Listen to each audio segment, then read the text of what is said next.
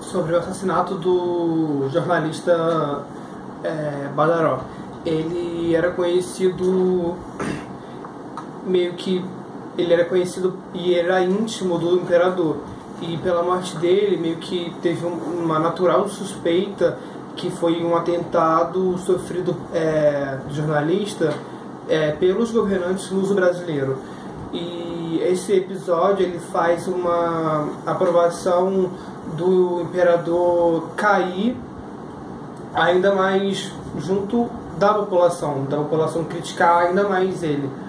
E um momento era delicado, tipo, acontece quando o imperador, ele, numa viagem para Minas Gerais, ele é meio que hostilizado pelos mineiros, e por conta desse assassinato que deu uma revolta, e os portugueses aqui no Rio de Janeiro, eles, tipo, imediatamente eles respondem os mineiros para tentar, tipo, mobilizar em favor do imperador. E as chuvas do Rio de Janeiro, elas meio que testemunharam um momento de uma desordem de agitação pública, de manifestação, de protesto. E nesse momento, duas das mais importantes categorias de sustentação do regime, ele também, tipo, retiram seu apoio ao imperador. E a nobreza e o exército, eles abandonam também o imperador e se tornam uma situação meio que política, meio que insustentável. Começou a ter muito conflito, porque a burguesia, o imperador e o poder militar começou a ter divergência. E Dom Pedro I, ele não encontra nenhuma solução, e ele depois de 5 anos, em 7 de abril de 1831, ele abdica em favor do seu filho o trono, que era o Pedro de Alcântara. E assim ficou marcado o período inicial, suas crises e tal. E eu vou falar agora um pouco da Primeira Guerra Mundial, das suas transformações desse período. E a Primeira Guerra Mundial, ela causou, tipo, profundas transformações em todo o cenário político global, tanto político quanto social e econômico.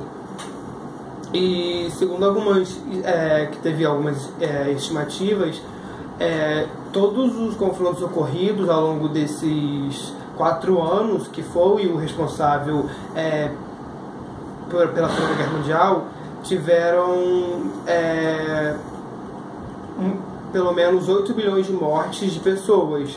E além disso, cerca de 20 milhões de pessoas sofreram algum tipo de sequela por consequência do conflito, ou ficou deficiente, adquiriu alguma doença por causa da guerra. E também isso foi meio que paralelo com todo o prejuízo, toda essa morte foi um paralelo com todo o prejuízo econômico que foi todo trazido pelos países que se envolveu com essa guerra, essa Primeira Guerra Mundial. E até mesmo quem não se envolveu entrou na crise, porque as principais potências estavam em guerra, um matando o outro, e estavam em crise. O que já era desenvolvido ia ficar pior ainda.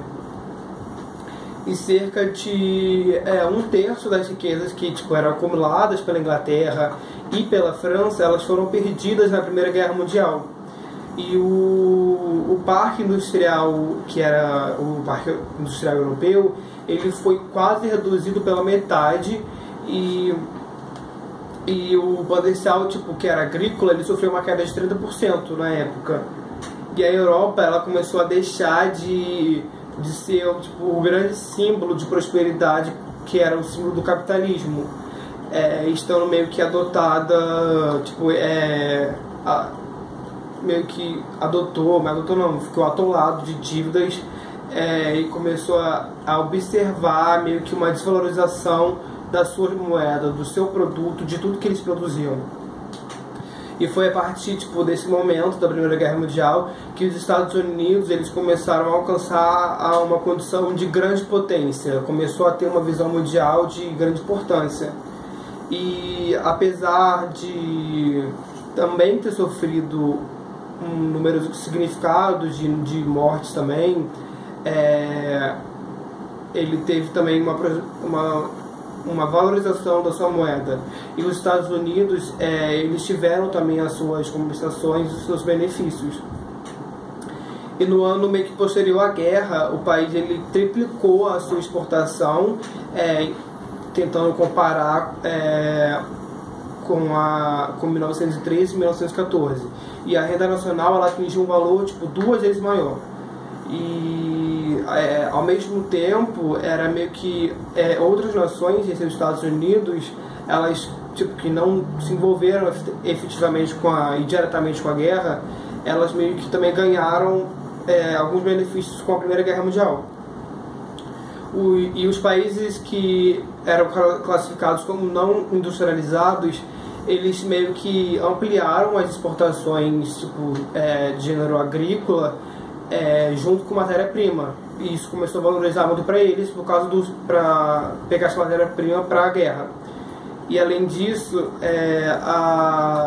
a retração econômica europeia ela serviu para que algumas dessas nações, por exemplo, até o Brasil, elas começassem a poder ampliar a sua atividade industrial, meio que substituir também internamente os mercados que eram meio que controlados pela nação europeia. E no Oriente, o Japão ele começou a lucrar com o domínio que era sobre o seu mercado, que era no Pacífico. Ele também começou a ter um benefício com sua produção de algodão e aço, que era muito valorizada e era de alta qualidade. E no plano político, a Europa ela começou a sofrer uma verdadeira crise de valores. E a Europa toda, nenhum país da Europa se safou. E em meio a essas desilusões de um continente destruído, as tendências comunistas e também fascistas, elas começaram a atrair uma boa parte da população, porque a população já não estava vendo uma saída para o capitalismo, não estava vivendo só focada. Ou seja, o fascismo e o comunismo começou a atrair muitos olhares. E ao mesmo tempo, tendo um caráter meio que extremamente punitivo, os tratados que deram meio que um fim para a Primeira Guerra Mundial, eles meio que incitaram um sentimento de ódio e muita revanche que algumas décadas mais tarde, como até nos dias de hoje, prepararam um palco de uma nova guerra, que foi a Segunda Guerra Mundial. E também com a Primeira Guerra Mundial tiveram várias mudanças geográficas e vou falar um pouquinho. E a geografia mundial ela também mudou principalmente na Europa. E depois da guerra, o Tratado de Versalhes ele meio que esculpiu novos países e do que restou do que era considerado o Antigo Império, e que foi pós a guerra. E a independência foi meio que concedida aos países bálticos, que eles tinham meio que sido entregues à Alemanha no ano de 1918.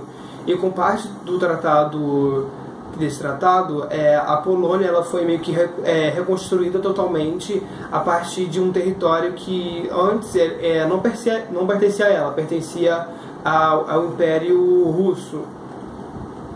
E já tipo, a Tchecoslováquia ela meio que ganhou território maior, ela teve um benefício de território. E todo esse mapeamento geográfico, essa mudança foi consequência de quem perdeu a guerra, ou seja, quem perdeu meio que teve que dar de mão beijada a sua terra para os países que foram vitoriosos. E esse foi uma característica da Primeira Guerra Mundial, da sua mudança geográfica, que principalmente a Europa sofreu. E a matéria de história do segundo trimestre da D acabou. O próximo vídeo continua com a verificação do segundo trimestre.